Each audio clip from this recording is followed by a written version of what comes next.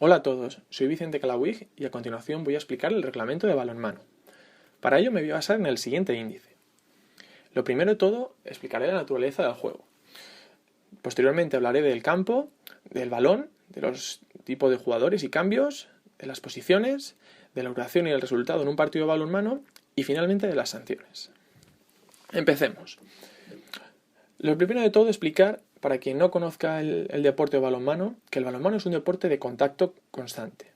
Es de una naturaleza similar al fútbol sala, en el sentido de que las dimensiones del campo son semejantes y es un deporte de colaboración y oposición en el que consiste en hacer gol, o de una naturaleza similar al waterpolo en el sentido de que existe un constante contacto entre los atacantes y defensores y en el que las faltas son acciones defensivas habituales y ordinarias. Básicamente el balonmano consiste en hacer gol e intentar que no te lo hagan.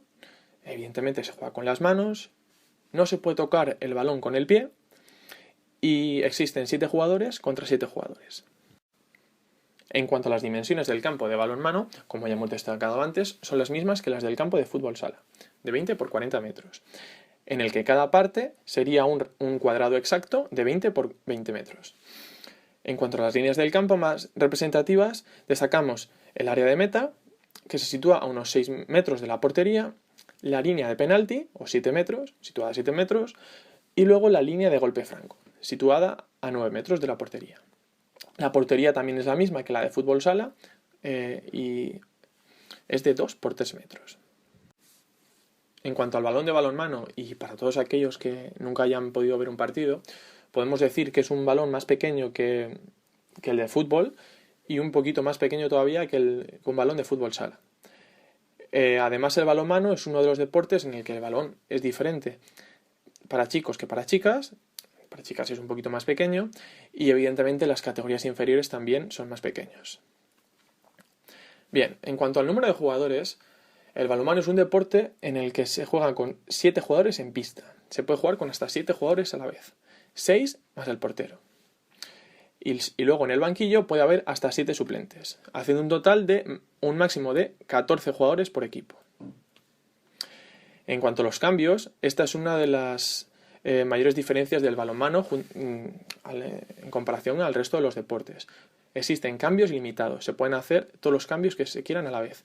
Además, se puede salir y volver a entrar a la pista tantas veces como se quiera. Para hacer el cambio, el jugador debe salir simplemente por una zona reservada para ello y una vez haya salido, su compañero puede volver a entrar. Además, no es necesario comentárselo al árbitro. Bien, dicho esto, pasamos a hablar de las posiciones de los jugadores en balonmano. Como ya hemos dicho antes, un equipo de balonmano tiene 7 jugadores en pista y el portero normalmente se coloca en la portería, aunque esto no siempre es así, ya que en algunas situaciones se puede jugar con portero-jugador. El resto de los 6 jugadores se colocan alrededor del área rival y vemos a los extremos que se colocan en las posiciones más abiertas del campo y suelen ser jugadores pequeños, ágiles, rápidos y con un gran lanzamiento exterior. Al interior de ellos encontraríamos a los laterales, que suelen ser jugadores fuertes, con un gran lanzamiento centrado y con una buena visión de juego.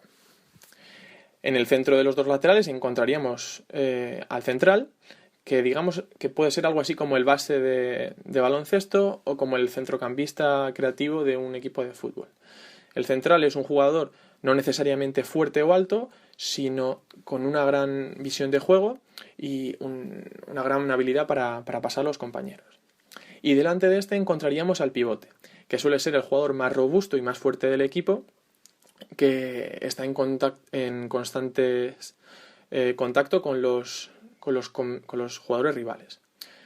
Bueno, esta es la posición habitual de ataque, aunque como ya hemos dicho no siempre es así, ya que un equipo puede jugar con 2 pivotes o con portero jugador y por tanto tener 2 centrales, etc.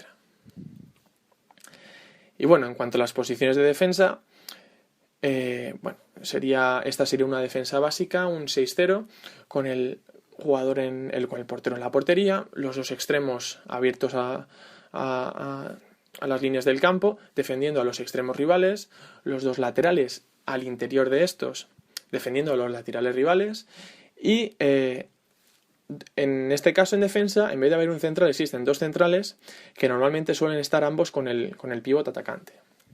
En esta imagen vemos una situación de ataque 3-3 y los dos centrales están con el pívot atacante.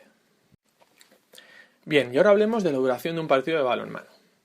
Un partido, básicamente, un partido absoluto, consta de dos partes de 30 minutos, que hacen un total de 60, y un descanso de 10 minutos entre ambas partes. Una particularidad del balonmano es que el reloj no se para, a excepción de momentos puntuales indicados por el árbitro, como puede ser unos 7 metros o como puede ser un momento en el que entran a secar el sudor de la pista. En cuanto a los resultados de los partidos, como ya hemos dicho, en el balonmano gana el equipo que mete más goles y todos los goles valen lo mismo, que es un punto.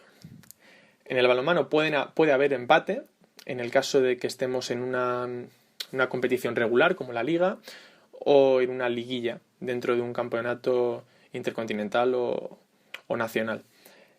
En el caso de que no pueda existir empate al estar en una fase final de un campeonato, existiría una prórroga que constaría de dos partes de 5 minutos, haciendo un total de 10. Si persiste el empate, otras dos partes de 5 minutos de prórroga.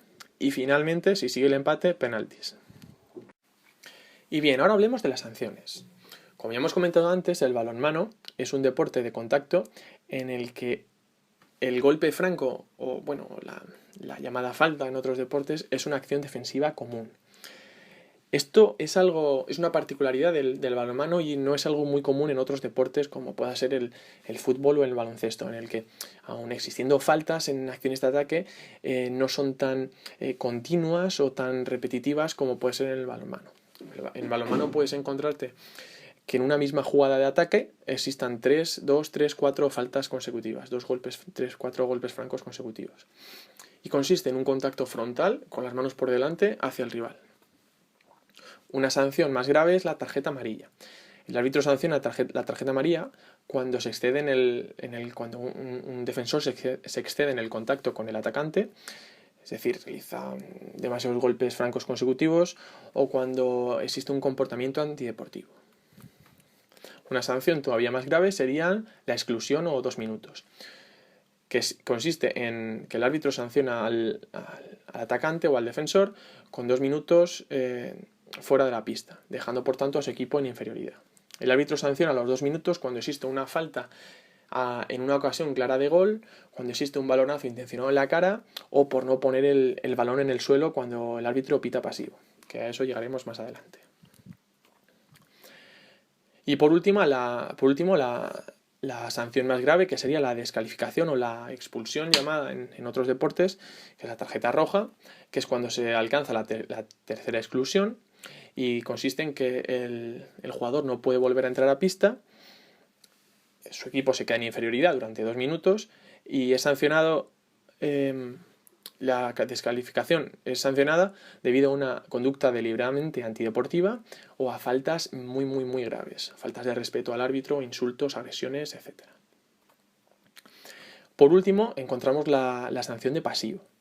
En el balonmano, las posesiones no tienen un límite concreto de segundos para el ataque, a diferencia del baloncesto, en el que son 24, y el pasivo consiste en que el colegiado subjetivamente levanta la mano cuando el equipo rival lleva cierto tiempo sin atacar intencionadamente la portería.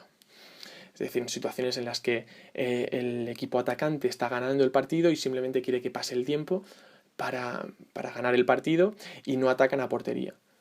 Entonces el árbitro levanta la mano y a los pocos segundos de esto, si no existe un lanzamiento, se pita y se pierde la posesión de balón que pasa al equipo rival.